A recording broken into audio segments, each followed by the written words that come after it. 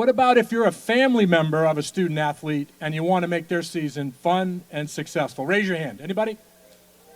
Okay, good. Now, if you didn't raise your hand, you're probably in the wrong meeting, but you're welcome to stay. It's okay. Don't worry about it. Anyway, we're on the same page. That's what the Booster Club does. That's what we're all about. We are here to make sure that the teams have a fun season, but a successful season. So the BBABC is a board of volunteers whose mission is to support pretty much all the high school sports teams in any way we can. We work alongside Corey Parker, of course. So for the student athletes, just think about it. What you've got behind you, you've got a terrific athletic director, you've got amazing coaches, and a booster club. So we're here to support you. I'm not sure every town has that. That's probably why we're so successful, but we are here for you as well. So who we are and what we do is we are a 501c3 not-for-profit organization. We support, as I mentioned, just about all the teams. We're made up of volunteers, pretty much parent volunteers, and we do a lot of things throughout the year. So I'll kind of go through some of them. Number one, we run all the concessions, and we organize that. So when you go to a football game, or you go to a soccer game, or basketball in the winter, or lacrosse in the spring, the concessions, when you go get your popcorn and your candy and your soda, we run that, we organize that, and it's a big part of the money that we raise. We need volunteers, and I'll talk more about that because we're going to need them pretty quick. But we also have 2 scholarships for seniors at the end of the year, so if you're a senior, think about that as we get closer to the end of the year. We support Safe Sports as a varsity sponsor. We provide championship plaques, which we love to do when the teams really have an outstanding season. New athlete t-shirts, flowers for senior night, and we also do special donations for teams when Corey asks for it or when the teams really need it. But we do need your help. We meet the first Wednesday typically of every month right here in the high school at the Media Center, 7 o'clock. So the next meeting is Sunday, September 7th. So if you'd like to come and just be a volunteer or learn what we do, we're happy to have anybody. Because when the students graduate and move on, typically, of course, the parent volunteers do as well. I want to mention that we have a lot of terrific sponsors. If we could do that next, yeah, great.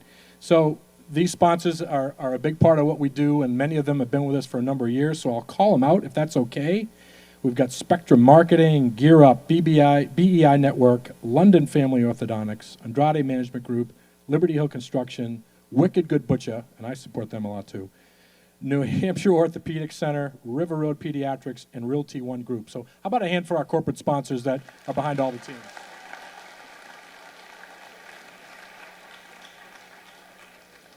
Another thing that we do, which I think you know, is that we do have fundraisers each season, so fall, winter, and spring. And I'm going to introduce Blaze up here next to talk more about it. But we've got a different fundraiser this fall. So some terrific prizes, very easy, not that expensive, and the student athletes are going to hear much more about it tonight as well. So be on the lookout for the fundraiser. And then I want to just also recognize the family members that are part of the Booster Club. If you see your name up here, thanks so much for your support. We've got over 125 families that support the Booster Club. If your name isn't up there and you'd like to be part of the Booster Club, you can sign up tonight, right outside the theater. Not expensive. We'd love to have you. All right? I'm going to leave you with 3 things, all right? So when you go back after this meeting and you have like a late dinner, you wonder, what the heck did that guy from the Booster Club talk about? 3 things I'll leave you on to think about where you can support us. Number 1, sign up tonight if you haven't already to become a member of the Booster Club. $25 for the year is really all it is, and we're happy to have you. Think about coming to one of our meetings because we do need new board members and people to help us, or just go to our website, bbabc.net, and volunteer maybe to run the snack shack or help us out at one of our events, and we're happy to have volunteers. So for all the student athletes, I wish you the best success this season.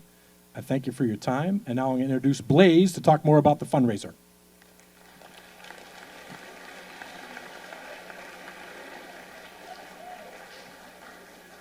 Thanks, Scott.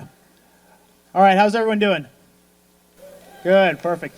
So I'm going to take about 1 or 2 minutes max. Like Scott said, my name's Blaze. I work with Adrenaline Fundraising. We work with pretty much every school in New Hampshire and in Massachusetts as well.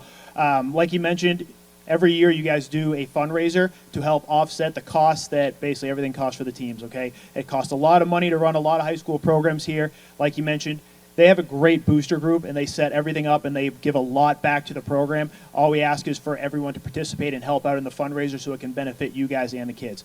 We're going to be doing a new fundraiser like you mentioned this year. It is a raffle-style fundraiser where the kids will be able to sell raffle tickets, etc., which they'll be hearing more about right after Labor Day is when everything's going to kick off. There's going to be a couple really high-priced prizes that people and customers and supporters will have the opportunity to win, and a lot of really good things that you guys and anyone that you know that you want to send your link out to buy tickets will have the opportunity to get. So the kids and everyone will be starting this fundraiser basically right after Labor Day. It's going to run through the month of September, and we're going to announce all the winners and everything like that at, I think it's October 28th at the big football game at halftime then. So everyone will be able to figure out who's winning and everything like that. The kids and more information will be coming out to the parents once everything gets started then. But just know that this is coming then, and it's going to be something that greatly benefits your son or daughter and their teams and helps them raise a lot of money for their programs. Okay?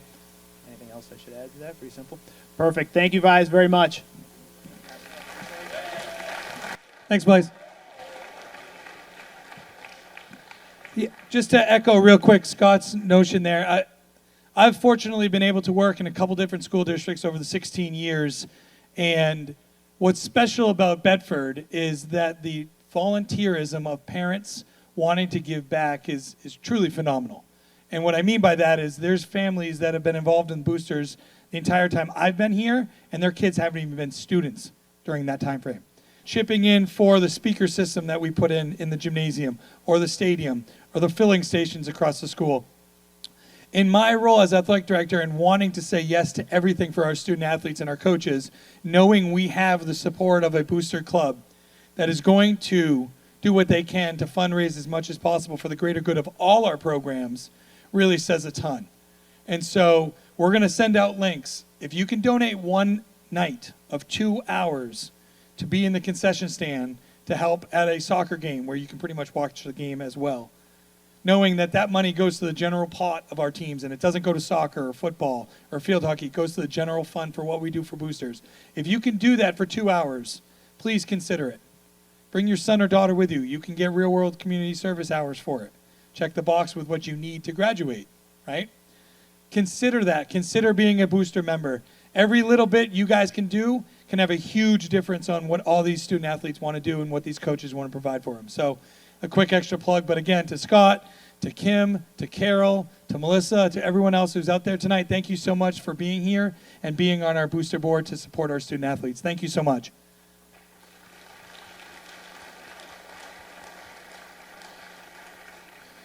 Next, I'm going to introduce Eric Gelinas. Eric's been here longer than most of our coaches, certainly all our student athletes. He's a rock of the athletic department and the athletic training side of it, and we're extremely lucky to have him, and he's going to go through some of his slides. So please welcome Eric Gelinas. Thanks, Corey. Thanks, Grace. Appreciate it. Can you hear me? No? Okay, perfect. So thanks for having me, guys. I just want to go over a few things, going over the athletic training program, kind of go what I kind of do. You guys might see me on the sidelines. You might hear my name. Generally, you might not even know I'm there except when I call you up and tell your kid's hurt, which is obviously the last thing you want to hear. But this is giving me a good opportunity to kind of introduce myself and kind of go over the services that we provide. Like Corey was saying, I've been here pretty much a long time. 2 freshmen and 14 years old. You were being born when I started here, which makes me kind of sad when I think about it. But it is what it is, and you know, I really am blessed to be at this school. I can't imagine myself being anywhere else. I really love working with this community, working with these athletes and these amazing coaches that we have here. It's been a great ride, and looking forward to continue going forward. You can see some of the information right there, my office hours, my usual when I'm here during the day. So let's kind of get into a little bit more. So, Safe Sports Network, that's the company I work for. I'm not a Bedford District School employee, third-party contract. So I've been working with Safe Sports the entire 14 years that I've been here. We are a nonprofit organization. Our mission is to provide high-quality sports healthcare to the young athletes in our communities. We operate in 9 high schools in the greater Manchester area.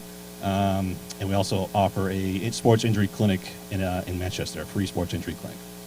And when we say free, all the services that we provide to our athletes are not billable. So all the services that are done here at the school, that I see kids and athletes, all the treatments and injury evaluations. There's no bills or anything involved with that. Coach Winning, turn off your phone. Just kidding. Gotcha. Someone's doing sprints tomorrow. No, I'm just kidding. So yes, everything is free, but we are a nonprofit, so you might see a lot of donation requests or fundraising requests that I do throughout the year, and all the effort is just to help support our mission and our organization of State Sports Network. So one thing that stands us, I think, about the rest is the amount of effort that State Sports puts into our emergency response teams and our emergency preparations. And to do that, we actually train each of our teams to be part of that response team. And we call that our drop the dummy drill, which sounds kind of silly, but what we do is we drop the CPR mannequin that you might have seen during a practice situation, and our teams already have assigned roles ahead of time. We have a CPR team, AED team, someone's calling 911, and we do this as like a fire drill situation. This helps train that team to be able to respond to that emergency situation, whether it be sudden cardiac arrest, heat stroke, that type of thing. Oops, someone else's phone's going off. All right, football, sprints tomorrow. Okay. And again, this is just, there's only one of me, and we have 500 athletes in the fall program alone, so I can't be everywhere at once, so it just gets more people trained and know what to do in case those emergency situations pop up. So every second counts. I've talked about everyone about AED, how important it is to get that on right away. And we review all those things. Something we've done this year is the heat stroke taco method that some of the people have been trying out this year, where we actually practice doing a rapid cooling situation for someone suffering from heat stroke. So it's another thing we've been practicing. I don't know what that is. That's it for me? Oh, I guess I'm done. So, What did you do? me and technology don't mix well, so that's just the thing. Oh, now it's completely off. All right. Okay. All right, everyone, go home. Have a great day. Thanks for coming.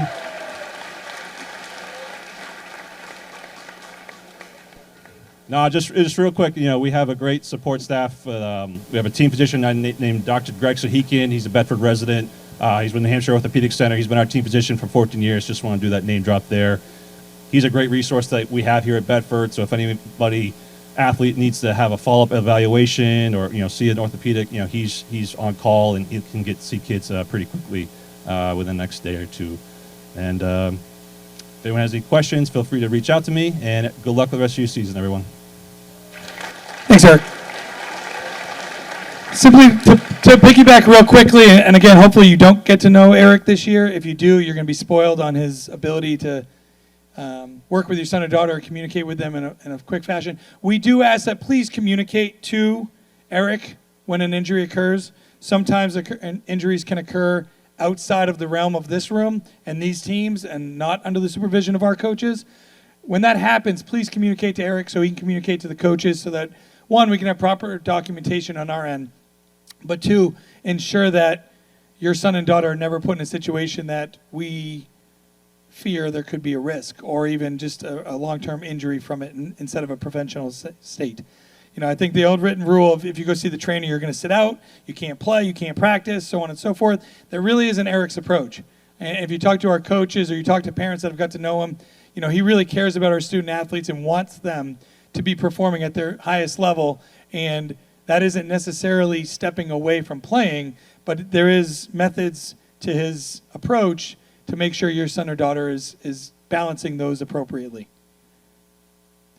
First slide I'm going to start with tonight is new for our fall sports season. If you parents, I'm sure you know what Parent Square is by this point. But last winter and spring, we started Parent Square as our communication tool for our coaches to our teams. Now that the teams have been set, we will be setting up groups specific to Parent Square so that our coaches know that is our method of communication to you. Simply put, this is a great communication tool that our coaches and teams can communicate pretty much on their handheld device and have the same bells and whistles as a text message, but not necessarily needing to be a text message. And also have the same confines of being an email to you.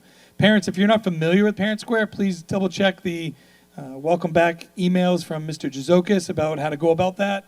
I'm sure many of you have already had that from last year. Student athletes who are not winter or spring student athletes or incoming freshmen, we will be going over this in school as well, but it's a very easy tool to download, to put on your phone so that you're ready to go. And again, it can be very handy and useful when we need immediate communication to parents and kids.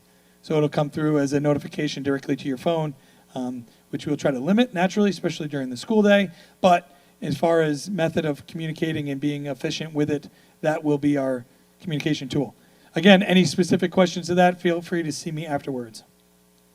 So now let's talk about kind of the nitty gritty of what it means to be a student athlete and what's expected of you while being a student athlete. And certainly for our incoming freshman families, the transition to high school is very different.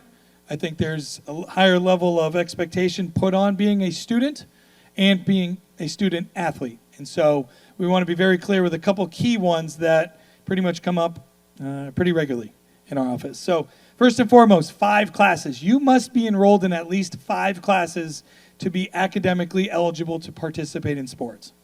So ultimately, 5 courses on your power school scenario. So senior project counts as a class. And it's also important to consider, especially our sophomores and juniors in the room, if you are aspiring to play at the next level for NCAA clearinghouse purposes, make sure you have at least 5 classes. You're going to need at least that to check the boxes to be eligible later in life. Again, if you're not enrolled in 5 classes, see me this evening, because you will be losing your athletic eligibility once the school year starts, and we'll take care of that with you. Flip side to this, the previous quarter determines what you're able to do next quarter. So, if you're aspiring to continue as a fall athlete after October 28th, which is the end of quarter 1, you need to pass at least 4 of those classes and still be enrolled in at least 5 classes moving forward. So if we get in a class and we don't like it and we try to drop it next week, come see me, come see your counselor, talk about it before you make those decisions to make sure you don't accidentally lose your athletic eligibility. Common sense here, you need to be in at least 5 classes to be a full-time student. To be a full-time student, you're allowed the privilege to be a part of athletics. Attendance in school. Ingrain this slide in your head if you can, especially in my upperclassmen who seem to forget sometimes. You are expected to be here every minute of every class you get a grade in. Be very clear. 7:55 through 2:35. Any class you get a grade in, you're expected to be present to be eligible for athletics that afternoon. It's not 9:15. It's not 2 out of 4 blocks. It's not after lunch. You're expected to be here the entire school day. Again, no brainer. If you can't go to chemistry, you shouldn't go to soccer. If you got to leave early because you don't feel well for math, you shouldn't feel well for football 45 minutes later. We're students first. I recognize things could come up. Doctor's appointments. You get injured. You got to go see a doctor. You have a dentist your mom scheduled 3.5 years ago. I remember those days, right? There's no way around it. I get that. All I ask is that you communicate that to our office. Don't assume Ms. Cruz in the main office, who deals with about 350 absences a day, don't assume she's going to be able to get that information to me by 1:15 when we run our attendance report. Student athletes, take it upon yourself to send an email or come see me the day before or talk to your coach 2 days before. Don't rely on mom and dad to email. You guys do it. Or simply call the office, right? But what we're asking is that you communicate that in advance to us so that we know in those scenarios when you're going to be out. Speaking for every coach in the room, when they get that attendance report at 1:15 and the bus to go to Hanover next Friday for girls soccer leaves at 1:15, they're not going to want any name on that list that they don't know about. And if there's someone that missed second block for that day, it's already been communicated to me, and I've already let Coach Winning know so that that student athlete can still go to the game because we've already cleared it in advance. We have to value education first. I was in your shoes. I was a student athlete. I get athletics can motivate, especially in some classes more than others, but we have to value class time first. Because it's not fair to your coaches and your teammates when you miss practice, and it's not fair to your teachers when you miss class. because they're here to educate you, so you got to be in the room. You got to be there present for them. Again, classes you get grades in. Advisory, any other class. Early release, late arrival, managed time, you don't get grades in those classes. You don't get attendance taken in those classes. They don't come up. But I know advisory is a class we expect you guys to be in. We put a lot of value in it. All the coaches that are teachers in the room, they connect with those kids. Go to graduation. See the bond those advisors have with those kids when they graduate from this building. We expect you to be at advisory. We expect you to be at class on time. I'm not coaching anymore, but I can kind of imagine how Coach Matthews would feel if at 3:40, someone on the football team rolled into Sportsman for practice, 10 minutes late, no big deal, with a coffee in their hand. Right? But I know that happens every single day in this school. Think about your actions. Think about the foot you're presenting to your teacher. To recap real quickly, quarter one ends October 28th. You must pass at least 4 of your classes at that time. I don't want anyone failing any classes. I know you're all gifted student athletes when we put the effort forth. I know your parents don't want you failing any classes. So if a student starts to fail a class at any point, let's say 3 Fridays from now, you may get an email from me, mom, dad, student athlete. That email is not taking the jersey away from your son or daughter, saying they can't go to games, but that email is to at least raise a second set of eyes that our son or daughter stubbed their toe in something. I'm sure I'll be sending Hannah Parker one of these in a few years when my son's up at this building. So there's no fault to it. But the point of the matter is, when there's a small problem, let's fix it right away. Let's not avoid it. In that email, it's going to say, talk to your teacher. Come see me. Maybe it's time management. Sophomore to junior is a big jump in this building. 8th grade to 9th grade is a big jump in this building. 11th to 12th grade is a big jump in this building. Not everyone's going to handle it the exact same way, but most importantly, we got to make sure we're providing the resources to you to be academically successful. So if we reach out, don't avoid it. Don't ignore it. There's a reason it's maybe an F, probably because of a 0 along the line. Don't skip the first assignment because you know you got 20 more coming. Stay on top of your academics. And if you can't, talk to your coach. And maybe you got to go late to practice because you got to see extra help for a teacher. We don't have any coach that's not okay with that. I promise you that. We do not have one coach that will have a problem with you showing up late if you are seeking out a teacher for extra help and have a planned meeting with them. Because they are educators first, and then we coach a sport. So be proactive with that. Athletic expectations. Much like in the classroom, there's a tremendous privilege of representing one of these teams. And with 507 kids trying out last week, and not 507 kids in this room, there's value in that. There's a higher level of expectation that comes with that for you guys, and our coaches, and our parents. Not everyone gets the opportunity to represent their school in a sport. And so I applaud you guys for working hard and earning that spot on that team. But don't forget that comes with responsibility on how you're going to manage now to hopefully November 26th for the football team and November 14th for every other team. Keep that in mind. You owe it to your teammates and your coaches to be fully committed to this family known as whatever sport you're playing this fall. And so we do expect a level of commitment. And attendance is the biggest measuring stick for commitment. And I know it's not easy as parents wanting to go away Columbus Day weekend, wanting to go on a family vacation. Maybe you couldn't go this summer because of other obligations.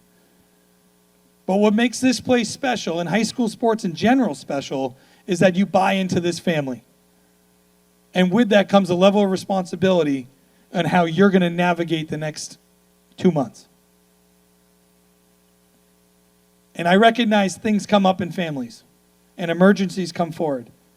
And all I ask is that you communicate that through your son or daughter to their coach, to myself. We're all fathers and mothers that are coaches. We recognize family comes first. But we also challenge and hope that driver's ed is not coming first. Getting a haircut, skipping a practice to go to the movies. Those aren't, in what our opinion is, of this family, reasonable excuses to miss. And so keep that in mind as you start to navigate and look at your calendar over the next 2 months and assume we have something almost every day. Because with Mother Nature, who knows what could change across our calendars. And if you have conflicts, please communicate them tonight to coaches. Or hopefully they've already been communicated. But the tough lessons for coaches, and I've done this, is when October 7th comes around and a student athlete walks up to their coach at the end of practice and says, "Coach, we're gone the next 5 days." And unfortunately, it happens almost every single year, Columbus Day weekend. And it doesn't need to. We need to be able to communicate to our coaches. We need to be able to communicate to me. Student athletes, you need to take that responsibility and know that we have stuff that weekend as student athletes. And so I need to communicate to my coach those conflicts in advance. And ultimately own what comes from that consequence of missing. Because we don't want to punish student athletes. We reward student athletes. We recognize the kids that are there. We're not out to get student athletes. Coaches are never out to get kids. I really believe that. But we also need to recognize the kids that are there and putting effort forth in what we do. A big one that comes up is college visits. I recognize juniors, seniors, that's a big decision of your life. Huge financial impact on your family. Big deal. We have college visit forms in our office and online. All I ask is that you do the best you can in managing those trips to keep this team and this family in mind as well. And know that although you may be able to go, because college visits should be excused, just know that when you return that next day, if you've missed 4 days of a practice, it may have implications in that next game. It just simply may. And I know that's excused but not excused, but that's what our management system is as a high school coaching team, or high school coaching staff and a team. The last one, again, see me tonight. This rule is a state rule, and it simply says if you prioritize a non-high school team and you skip a high school team practice, game, event, function of any kind, the state issues a 3-week suspension to that. It's an archaic rule, in my opinion. It's one we're trying to change. I've been adamant about it. But it does occur. And because we are a member of the NHIAA, we adhere to the bylaws and the procedures with them, and we expect our student athletes and our teams to follow them to sustain our eligibility through seasons. If you have a conflict that is not our sports team, and it's an outside sports team, please see me this evening. The last thing I want to do is present in a way that a student or a family is blindsided of a possible 3-week suspension. So please see me tonight if that could occur.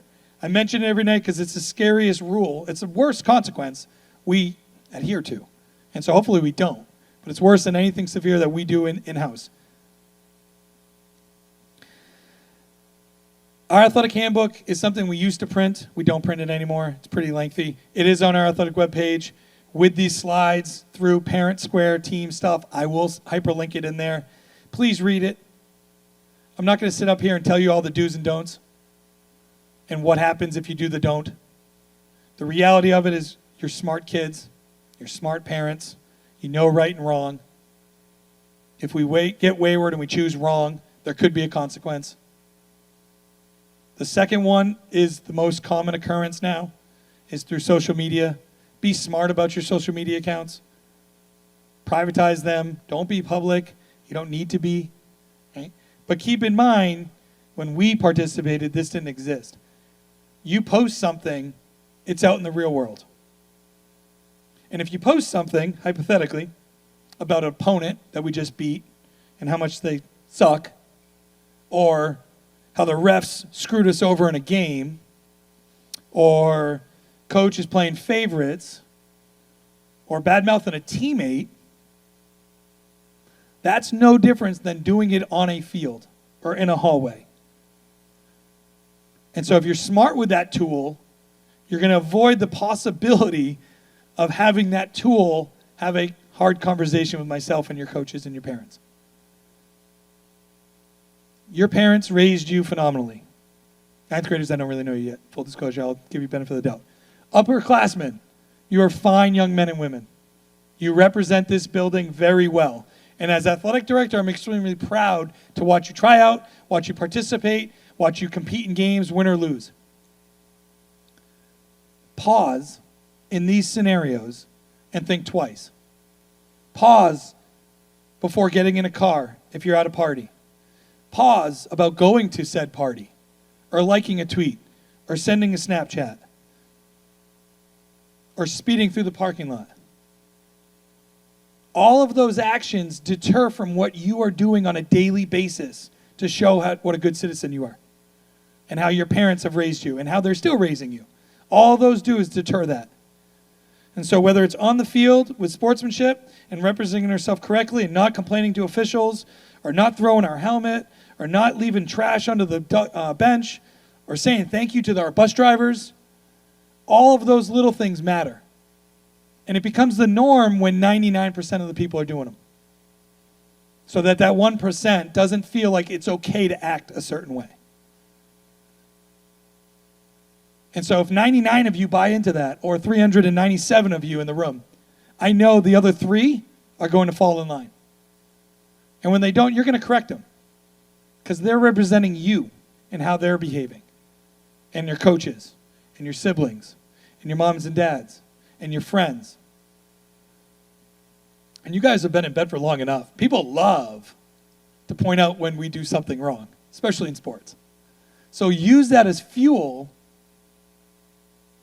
to make sure we make the right decisions in how we act. Information for the parents. We try to get as much as out there as possible through our ways of doing it. Principal notes come out through Mr. Jazokas every Friday. We try to hyperlink in there an athletic newsletter. I mentioned Parent Square.